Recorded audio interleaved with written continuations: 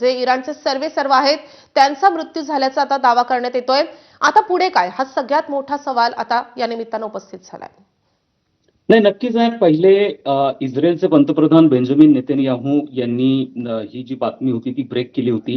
त्यानंतर Donald Trump आणि त्यांच्या प्रशासनाकडनं ही बातमीला दुजोरा देण्यात आला. त्यानंतर वेस्टर्न मीडियामधल्या बातम्या यायला लागल्या, परंतु इराणकडनं कोणत्याही प्रकारचं कन्फर्मेशन या संदर्भामध्ये येत नव्हतं आणि ते आज सकाळी आलेलं आहे. इराणच्या जी स्टेट न्यूज एजन्सी आहे त्यांनी कन्फर्म केलेलं आहे की इराणचे जे सर्वोच्च धार्मिक नेते आहेत आयातुल्ला खामेनी यांचं निधन झालेलं आहे, अटॅकमध्ये निधन झालेलं आहे. आणि हा वॉर सुरू झाल्यानंतर साधारणतः 24 आवर्समध्ये हा प्रकार घडलेला आहे. अर्थात आपण ही गोष्ट ही लक्षात घेणं गरजेचं आहे की खामेनींचं निधन झालं, एक मोठं पर्व त्या ठिकाणी संपलेलं आहे. साधारणतः 1979 मध्ये इराणमध्ये धार्मिक क्रांती झाली. त्यापूर्वी शहा पहलवीचं त्या ठिकाणी जे प्रो वेस्ट आणि प्रो अमेरिका अशा प्रकारचं शासन होतं ते उलथून पाडण्यात आलं आणि त्यानंतर त्या ठिकाणची धार्मिक राजवट पहिले आयातुल्ला खोमेनींची होती आणि त्यानंतर खामेनींची होती. साधारणतः 3 दशकं हे खामेनीची राजवट होती आणि त्या काळामध्ये या राजवटीकडे एक त्यांनी ज्या पद्धतीचा ऍक्सिस ऑफ रेझिस्टन्स तयार केलेला होता त्याच्या माध्यमातून अनेक प्रॉक्सीज म्हणजे इराण पुरस्कृत ज्या संघटना आहेत, विशेष करून हमास, हिजबुल्ला आणि हौती असेल यांच्या माध्यमातून संपूर्ण आखातामध्ये वेगवेगळ्या प्रकारचे अटॅक्स असतील, बऱ्यापैकी अस्थिरता निर्माण करण्यासंदर्भात आणि तिथल्या हिंसाचारामध्ये एक मोठं ज्याला म्हणता येईल आपल्याला एनकरेज करणं म्हणा किंवा कॉन्ट्रीब्युशन देणं म्हणा ह्या संघटनांकडनं झालेलं होतं. आणि त्याच्या संदर्भामध्ये आज हे ते पर्व साधारणतः 3 दशक चालणारं पर्व संपलेलं आहे. या संदर्भामध्ये काल डोनाल्ड ट्रम्प यांनी जो 8 मिनिटाचा व्हिडिओ प्रसारित केलेला होता त्यामध्ये त्यांनी स्पष्टपणे ताकीद दिलेली होती की एकतर तुम्ही सरेंडर व्हा, नाही तर तुम्ही मृत्यूसाठी तयार राहा. ही एक अल्टिमेटम या संदर्भामध्ये दिलं गेलेलं होतं. आणि आपण हेही लक्षात घेतलं पाहिजे की गेल्या 3 दशकांमध्ये पहिल्यांदा असं घडलं होतं की आयातुल्ला खामेनी यांची राजवट ही अत्यंत कमकुवत झालेली होती. ती आर्थिकदृष्ट्या कमकुवत झालेली होती. जनतेचा सपोर्ट जो असतो त्या दृष्टिकोनातून झाली होती. गेल्या 2 महिन्यांपासून इराणमध्ये आर्थिक समस्यांमुळे सातत्याने विरोध प्रदर्शनं चाललेली आहेत. व्यापारी रस्त्यावरती आलेले आहेत. महागाई प्रचंड वाढलेली आहे. करन्सीचं डिव्हॅल्युएशन झालेलं आहे आणि जी ऑइल सेंट्रिक इराणची इकॉनॉमी होती त्या इकॉनॉमीला प्रचंड मोठी बाधा, मग त्यात ऑइलचे प्राइसेस कमी होणं असेल किंवा इराणवरचे असणारे आर्थिक निर्बंध असतील, आर्थिक निर्बंधामुळे देखील इराणची अर्थव्यवस्था पूर्णपणे कोलमडलेली होती. आणि ज्याच्यामध्ये हा अमेरिका आणि इस्रायलसाठी अत्यंत संयुक्तिक अशा प्रकारची वेळ होती की याच वेळेला ते स्ट्राईक करू शकत होते आणि तिथं सत्तांतर घडून आणणं किंवा धार्मिक राजवट जी आहे ती पूर्णपणे संपून टाकणं यासाठीचा हा एक अप्रोप्रिएट टाइम होता. आणि ती संधी साधली ही प्रामुख्याने डोनाल्ड ट्रम्प आणि बेंजामिन नेतन्याहूंनी. या ठिकाणी कळीचा मुद्दा लक्षात घेणं गरजेचं आहे. अर्थात इराण यासाठी तयार नव्हता असं आपल्याला अजिबात म्हणता येणार नाहीये, कारण इराणवरती अटॅक होणार, आयातुल्ला खामेनींचं असॅसिनेशन केलं जाणार या संदर्भात गेल्या 3 ते 4 महिन्यांपासून सातत्याने बातम्या येत होत्या. याचा अर्थ असा नाही की इराण हा प्रिपेअर्ड नाहीये. इराणनी 2nd line of command, 3rd line of command ह्या सगळ्या तयार करून ठेवल्या असतील. अर्थात खामेनींचा मृत्यू झाला याचा अर्थ आखातामध्ये शिलकलेला संघर्ष पूर्णपणे थांबला असं अजिबात म्हणता येणार नाहीये. याचं कारण आपल्याला लक्षात घेणं गरजेचं आहे की ज्या पद्धतीचे स्ट्राईक, रिटॅलिएशन ज्याला म्हणतो आपण, परत हल्ला करणं हे इराणने काल केलं. जवळपास 7 देशांवरती इराणकडनं हल्ले झालेले होते. त्याचप्रमाणे इस्रायलवरती हल्ले झालेले होते. आपल्याला हेही विसरून चालणार नाहीये की इराण हा एकमेव आखातामधला देश असा आहे की ज्याच्याकडे हायपरसॉनिक, सुपरसॉनिक अशा प्रकारचे बॅलिस्टिक मिसाईल्स आहेत. प्रचंड मोठा ताफा आहे. डोनाल्ड ट्रम्प जरी म्हणत असला की आम्ही ते उद्ध्वस्त केलेले आहेत, त्याचं कोणते कन्फर्मेशन अजून नाहीये.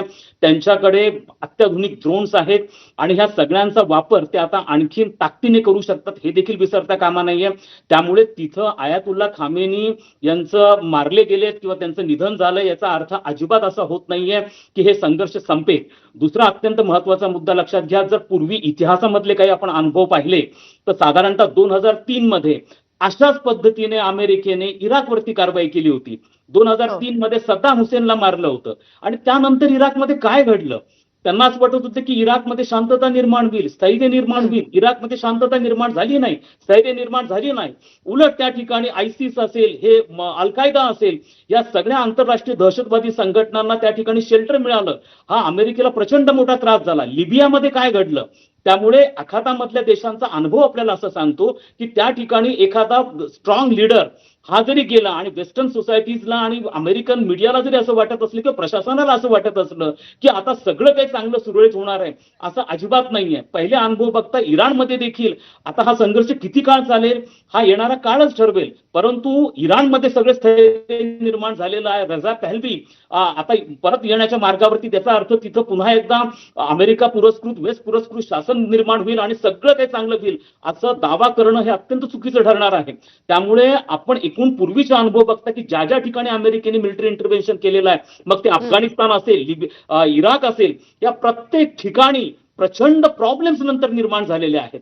आणि हा सगळ्यात मोठा आखाती देशांमधल्या यांचा प्रॉब्लेम, विशेष करून इस्लामिक देशांच्या बाबतीमध्ये हा तुम्हाला प्रॉब्लेम दिसून येतो आहे. आणि म्हणून हा संघर्ष थांबेल अशाही पद्धतीचा भ्रमामध्ये राहता कामा नये. याचं कारण असं आहे की जसं मी तुम्हाला यापूर्वी सांगितलं की त्यांची सेकंड लाईन ऑफ कमांड काय राहणार आहे, थर्ड लाईन ऑफ कमांड काय राहणार आहे, म्हणजे आयातुल्ला खामेनी गेल्यानंतर नेतृत्व कोणाच्या हातामध्ये जाणार आहे, अशा स्वरूपाचा पूर्ण स्ट्रक्चर जे आहे हे स्ट्रक्चर त्यांचं ठरलेलं आहे.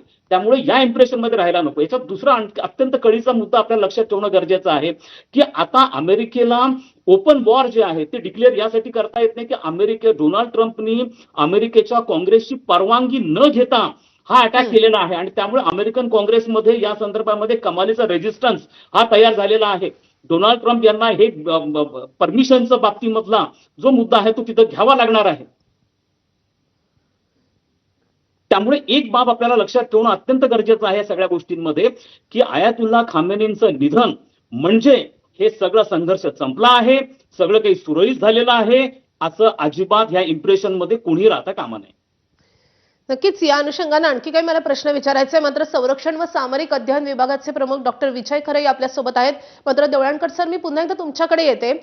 जी भूमिका जसं तुम्ही आता म्हणत होता की ट्रम्प यांनी जी आक्रमक भूमिका घेतली, सर्वोच्च न्यायालयानं मोठा दणका दिला आणि त्यानंतर त्यांनी जे काही संकेत दिले होते की आम्ही त्याचं उत्तर कसं देणार आहोत किंवा त्याच्यावरून लक्ष हटवण्यासाठी ट्रम्प यांनी हे पाऊल उचलल्याचं सांगितलं जात आहे.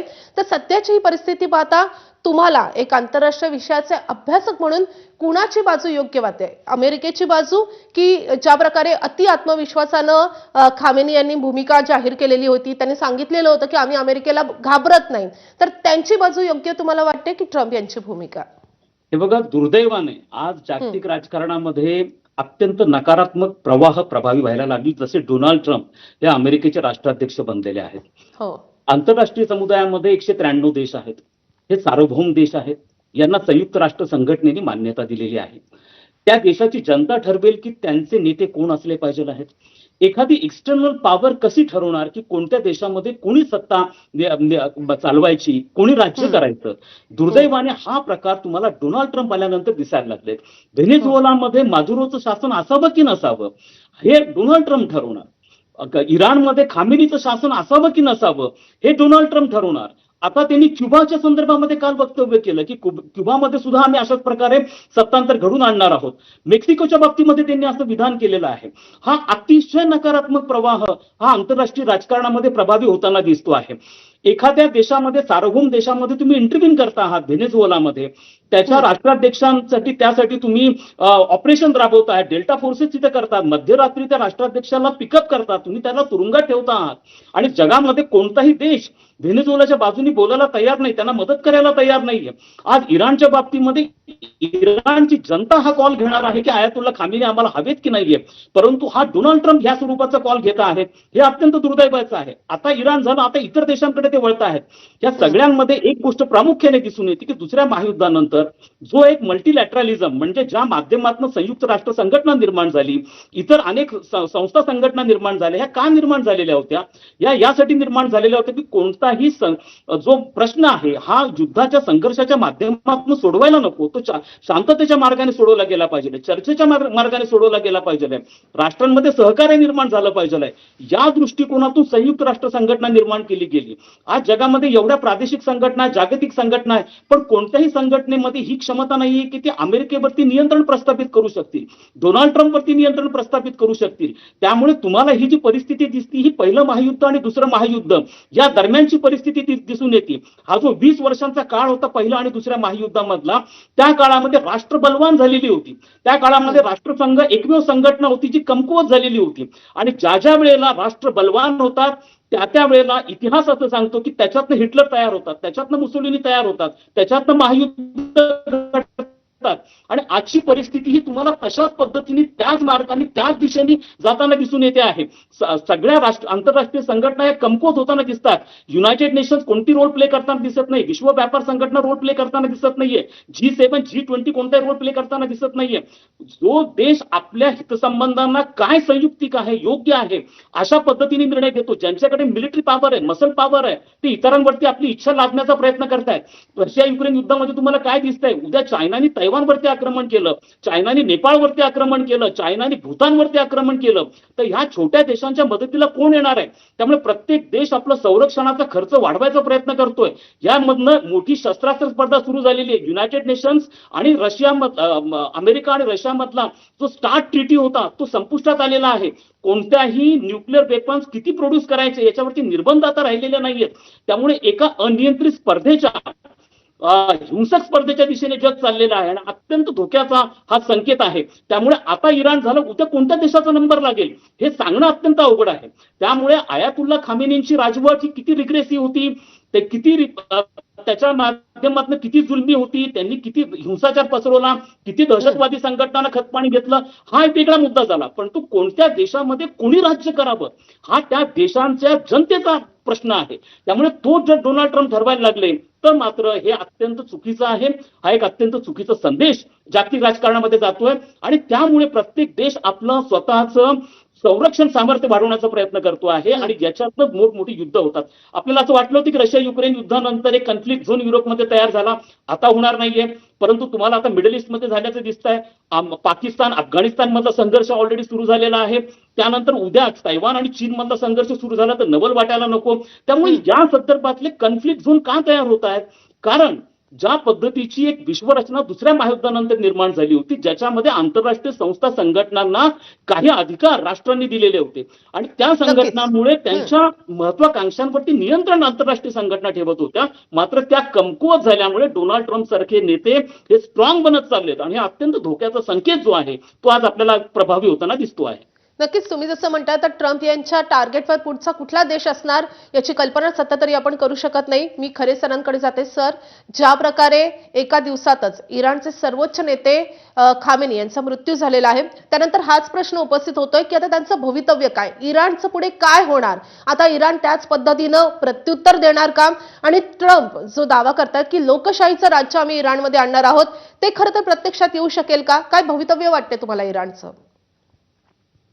इराणचे सर्वोच्च नेते यांची ज्या पद्धतीने मोसाद, CIA आणि M16 यांच्या इंटेलिजन्स इनपुट केवळ कालपासून नव्हे तर गेल्या वर्षभरापासून म्हणजे 12 जून गेल्या वर्षी जे 12 दिवसाचं इस्रायल इराण हे जे युद्ध झालं 12 दिवसाचं, त्याच वेळेस इस्रायलच्या मोसाद आणि CIA ने कशा पद्धतीने इराणचे जे लष्करी अधिकारी आणि त्यांचे राष्ट्राध्यक्ष यांच्यावर कसा हल्ला करता येईल त्याचे इंटेलिजन्स इनपुट सातत्याने त्यांना मिळत होते आणि त्यांनी बरोबर ज्याला प्रिएम्प्टिव्ह अटॅक ज्याला म्हणतो, म्हणजे 1967 मध्ये ज्या पद्धतीने प्रिएम्प्टिव्ह अटॅक केला तशा पद्धतीचं प्रिएम्प्टिव्ह अटॅक त्याला स्लोगन दिलं आणि इराणवर काल हल्ले केले.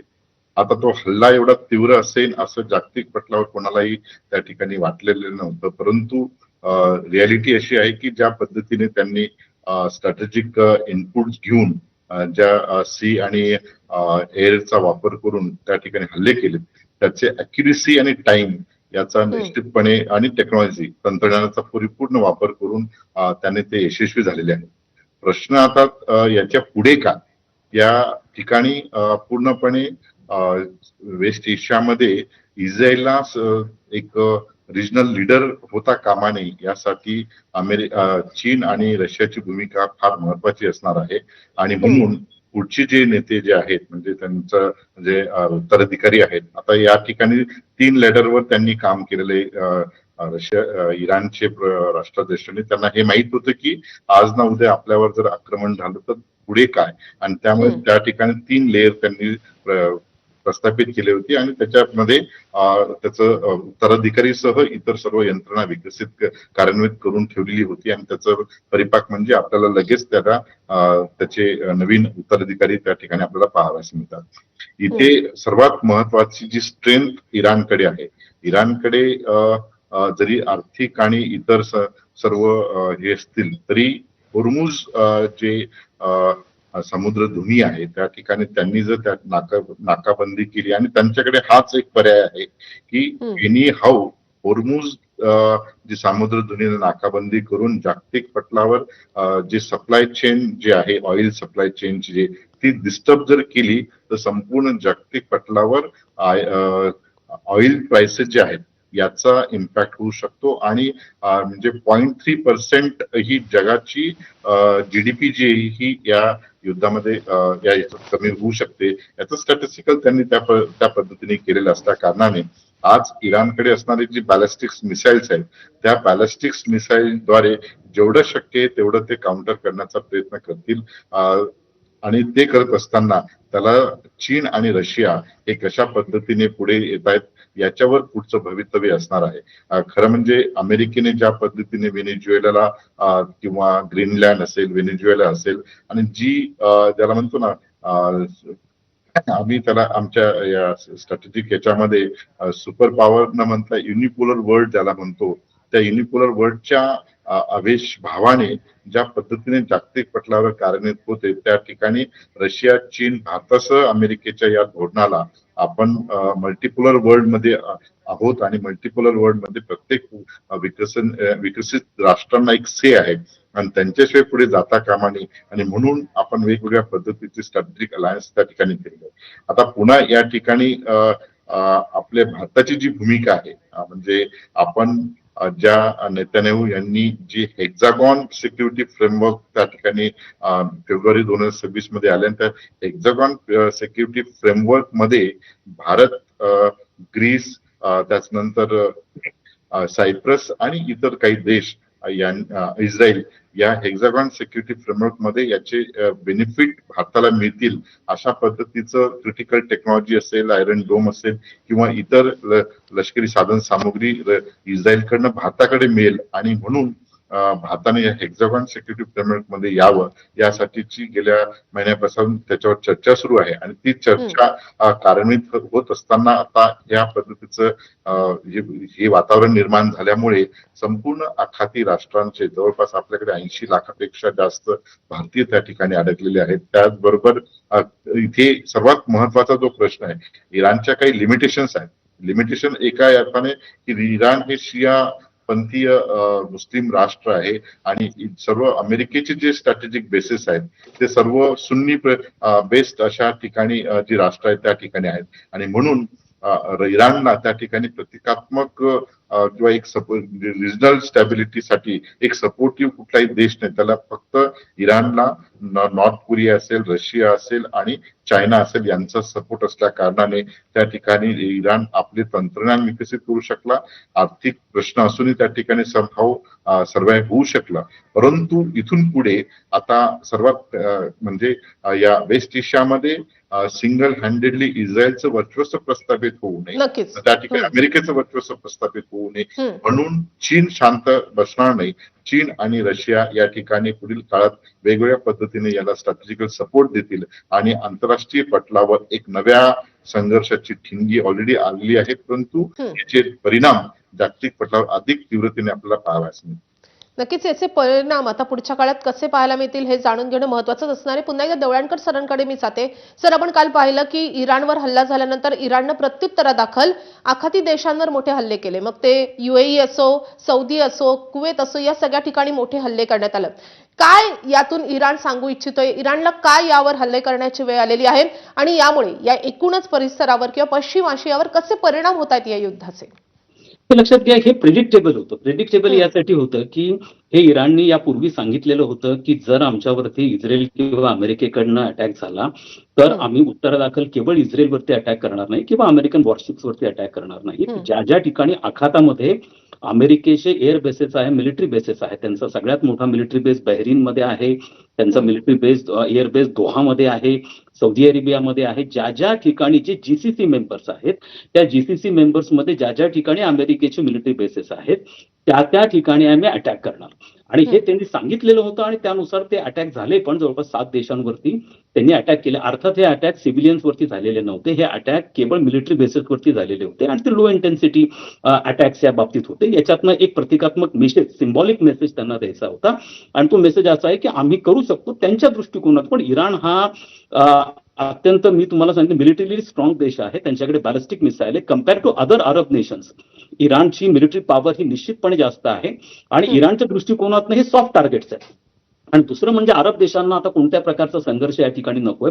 लक्षात घ्या, यापूर्वी पण इराणने आपल्या प्रॉक्सीज म्हणजे इराण पुरस्कृत ज्या संघटना आहेत, विशेष करून हमास असेल, हिजबुल्ला आणि हौतीच्या माध्यमातून अनेकदा या अरब देशांमधल्या, विशेष करून सौदी अरेबिया असेल, कुवेत असेल, यांच्यामधल्या तेलाच्या ज्या खाणी आहेत त्याच्यावरती ड्रोन्स अटॅक किंवा मिसाईल अटॅक केलेले होते.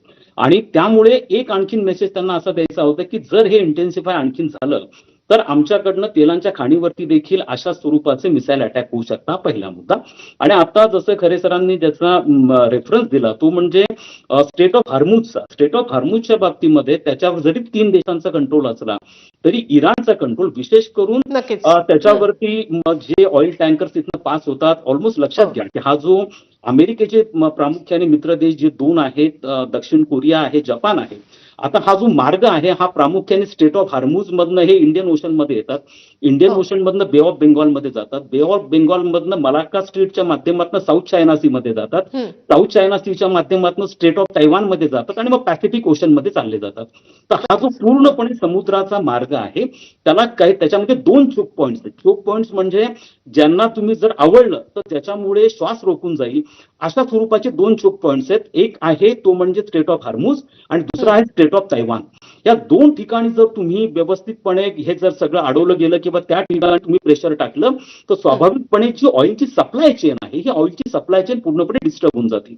आजही जवळपास 40% ऑइल सप्लाय जो आहे भारताला सुद्धा हा स्टेट ऑफ हार्मुज मधनं होतो. आता यांची मोडस ऑपरेंडी अशी आहे की हिजबुल्ला असेल किंवा हौती असेल येमेन मधली, यांनी अशा प्रकारची मास्टरी घेतली की त्यांच्याकडे असे मिसाईल्स आहेत आणि अशा प्रकारचे ड्रोन्स आहेत की जे ऑइल टँकर्सवरती अटॅक करतात. आणि त्यामुळे होणार असं आहे की येत्या काळामध्ये अशा स्वरूपाचे अटॅक झाले, तेलांच्या खाणीवरती जर अटॅक झाले तर एक गोष्ट होईल की जी आता जागतिक बाजारपेठेमध्ये तेलाची किंमत प्रति बॅरल ही साधारणतः $60 ते $65 आहे, ती वाढून साधारणतः 75. जेव्हा रशिया युक्रेन युद्ध सुरू झालं होतं तेव्हा ती $117 पर्यंत गेली होती प्रति बॅरल. तुम्ही विचार करा, साधारणतः $5 जरी तेलाची किंमत जागतिक नक्कीच सर, बाजारपेठेमध्ये जसं वाढली. तुम्ही म्हणताय तर याचे मोठे परिणाम संपूर्ण जगावर आपल्याला पाहायला मिळू शकतात आणि त्या अनुषंगानं आता पुढे नेमकं काय घडतंय जाणून घेणं तितकंच महत्त्वाचं असणार आहे. या सगळ्या परिस्थितीनुसार तुमच्याकडून आम्ही मार्गदर्शन घेत राहू, या संदर्भातली माहिती तुमच्याकडून जाणून घेत राहू.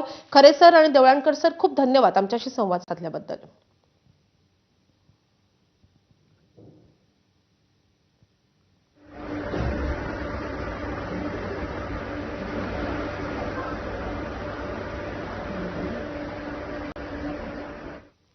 आता थेट जाणार आहोत नागपूरमध्ये. नागपूरमधून एक महत्त्वाची बातमी येते. नागपूर जिल्ह्यातल्या काटोलमध्ये